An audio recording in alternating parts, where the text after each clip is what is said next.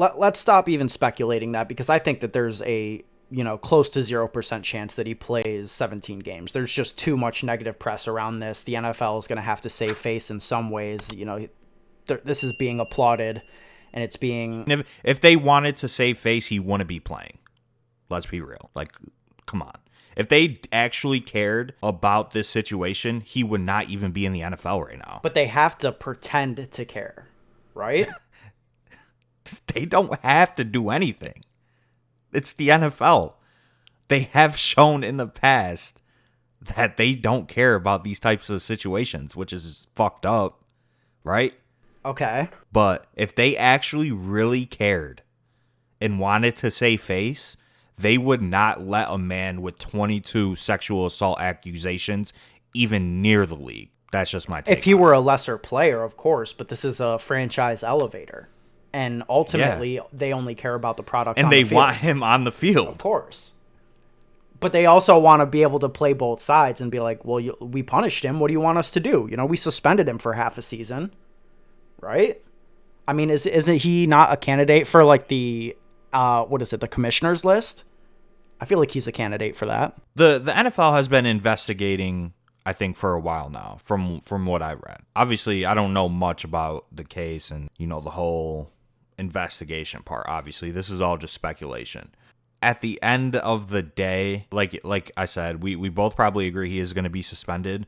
I don't think he's going to get 8 games. I think at most it's 6. He is a top-tier quarterback in the NFL. I think we can both agree on that, and the NFL product will be better for the Browns if Watson is playing quarterback for them. So I think that the most likely scenario is he gets 4 to 6 games, and then he'll probably appeal and get his suspension reduced, is my guess on this whole situation.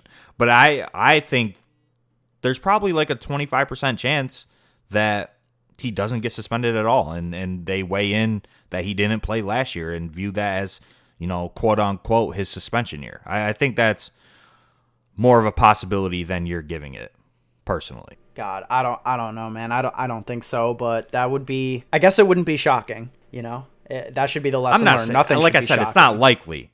I give it like a 20% chance of happening. Like I said, it's more likely that he does get suspended. I mean, if you even think there's a 25% chance, you should be up in these best ball streets scooping up as much Watson as you can get. I think I will be doing that either way, just because from this whole situation, people are going to let their personal feelings affect their drafting, because that's just how humans are. And, I agree. He's obviously a scumbag. But in terms of fantasy football, and if you're trying to win money, like, you're going to take the value on Watson. It's just that simple. He's one of the best fantasy quarterbacks in the league. He's shown it with bad Texans teams. He has an elite ceiling and elite rushing upside. Last time we saw him, he had 400 plus rushing yards on the ground, 3 touchdowns. He had 7 rushing touchdowns in 2019. So, if you're playing with just without your feelings, you're taking the value every single time. Seems like there's value all around this team right now. Amari Cooper, who the Browns also recently added, is going as the wide receiver 22. I could definitely see him jumping up quite a bit. I would look at him sort of as a back-end wide receiver 1 with Watson there.